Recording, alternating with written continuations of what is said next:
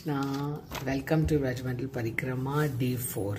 तो चलिए आज की परिक्रमा सुनते हैं। डिवोटीज अभी भी चल रहे होंगे क्योंकि आज 20 किलोमीटर की परिक्रमा है। तो हम मेंटली मानसिक रूप से परिक्रमा कर रहे हैं, बट सोचिए कि भक्त जो है वहाँ पे चल रहे हैं। आज 20 किलोमीटर चलना है उनको। सुबह मंगला आरती के बाद इमीडिएटली डिवोटीज वॉक करना शुरू कर देते हैं।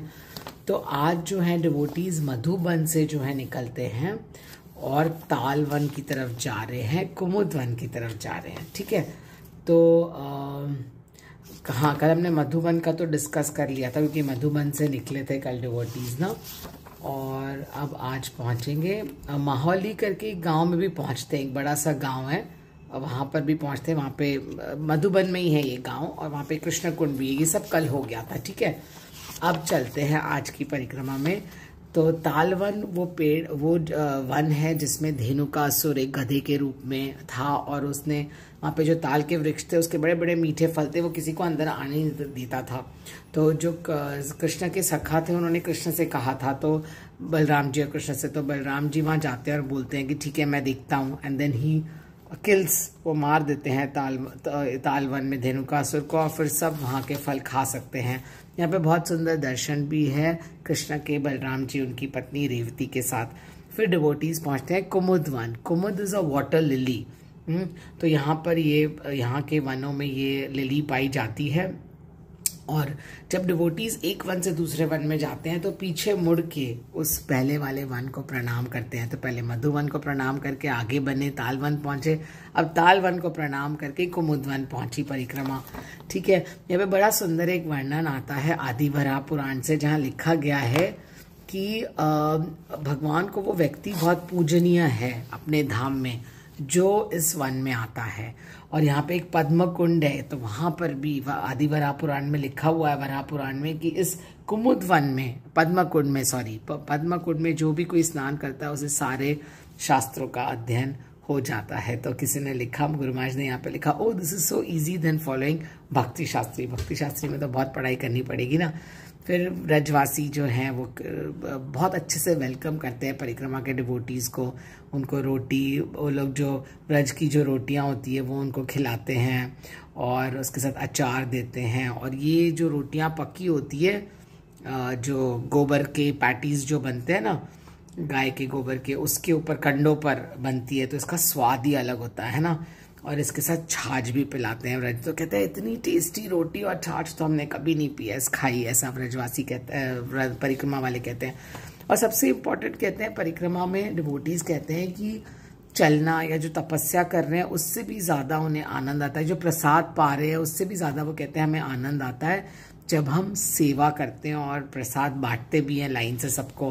तो कहते हैं कि पहले तो प्रसाद साथ साथ ही बनता था, बट अब अलग अलग वनों में बनता है और वहाँ पे ट्रक पे लोड होके प्रसाद सबके लिए आता है। दाल चावल रोटी सब्जी, जो जैसे स्पॉन्सर करता है उतनी बड़ी फीस्ट होती है और सब लोग, और 2 टाइम कम से कम भरपेट पूरा प्रसाद मिलता है डिवोटीज को। ऐसा टेक केयर करते हैं जो बनाने वाले।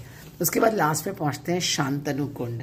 तो जैसे कि हमने शांतनु महाराज के बारे में सुना है, उन्होंने गंगा देवी से शादी की थी, बट हुआ ये था कि जो भीष्म देव थे वो पहले देव नाम के एक वसु थे, लीडर ऑफ द 8 वसुज के वो लीडर थे।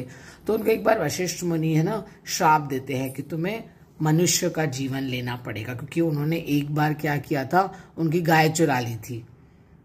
तो वशिष्ठ मुनि, जब उनको अपनी मिस्टेक रियलाइज हुई, उन्होंने अपनी गाय वापस कर दी। लेकिन अब वशिष्ठ मुनि श्राप दे चुके थे, तो वो कहते हैं ठीक है, तुम लोग जैसे ही जन्म लोगे उसके बाद तुम्हारी मुक्ति भी हो जाएगी और तुम वापस आ जाओगे अपने धाम। तो लेकिन जो तुम्हारा लीडर है उसे अपनी पूरी जिंदगी जो है रहना पड़ेगा धरती पर। तो गंगा देवी जब शांतनु महाराज से शादी करती है तो वो कहती है मैं एक ही शर्त पे शादी करूंगी कि आप मुझसे कोई प्रश्न नहीं पूछोगे, मुझसे कोई क्वेश्चन मत करना। तो कहते हैं ठीक है। 7 years तक कंटिन्यूस, हर एक साल उनको बच्चा होता है जो वो जाके गंगा में बहा देती है। इस तरह से वो मुक्त करती है वसुओं को। 7 वसुज आर ऑलरेडी डिलीवर्ड, उनको मुक्त कर देती है। तो लेकिन जब 8वां पुत्र होता है तो शांतनु महाराज से रहा ही नहीं जाता। वो जाके अपनी पत्नी से पूछना चाहते हैं कि तुमने ऐसा क्यों किया, तुम ये क्यों कर रही हो। तो वो कहती है अब आपने मुझसे प्रश्न पूछ लिया तो अब मैं जा रही हूँ आपको छोड़ के। तो वो भी स्वर्गलोक चली जाती है और महाराज शांतनु फिर ये जो बोलती है it was destined, then she tells him the story कि ये जो गंगा पुत्र है मेरा बेटा, उनका नाम पहले देवव्रत था। हाँ, देवव्रत था। बोले इसका तो देवव्रत, हाँ इसका तो लिखा ही था बोले यहाँ पर रहना, और बाकियों का उद्धार हो चुका है। तो फिर बाद में जो शांतनु महाराज सत्यवती से शादी करते हैं, तो फिर उनके पिता, सत्यवती के पिता कहते हैं कि मैं एक ही शर्त पे शादी करूंगा, जब सत्यवती से जो पुत्र होगा वो आगे राज्य संभालेगा, बट तुम्हारा तो पहला पुत्र देवव्रत है तो वो शादी करेगा तो उसके बच्चे राज्य संभालेंगे। तो देवव्रत शांतनु के पिता को जाके कन्विंस करता है कि मैं, और अपने पिता को भी, कि मैं आजीवन ब्रह्मचारी रहूंगा। बाद में उनका नाम भीष्म देव पड़ा। उन्होंने आजीवन शादी नहीं की ताकि सत्यवती के पुत्र जो हो वो आगे वंशज को बढ़ा सके। तो इस तरह से ये शांतनु कुंड की कथा थी। तो आज परिक्रमा कहाँ कहाँ गई? आज परिक्रमा गई तालवन, कुमुदवन, पद्म कुंड और शांतनु कुंड। रास्ते में एक शंकरशन कुंड भी आता है जहाँ पे बलराम जी की मूर्ति है। कहते हैं व्रज में बहुत सारी जगहों पे बलराम जी भी काले रंग के हैं। तो ऐसा क्यों? तो कहते हैं बलराम जी जो है वो इतने ज्यादा मग्न हो जाते हैं कृष्ण की भक्ति में, कि वो उनका रंग जो है वो काला पड़ जाता है। तो वैसे वो गोरे हैं, है ना दाऊ जी। तो इस तरह से आज की परिक्रमा पूरी होती है। और कल अब डिवोटीज जाएंगे राधा कुंड की ओर, है ना। रास्ते में वो लोग काफी सारी जगह, बहुलावन जाएंगे, रास्ते में बहुलावन से होते हुए राधा कुंड पहुंचेंगे। ब्रजमंडल परिक्रमा की जय। हरे कृष्णा।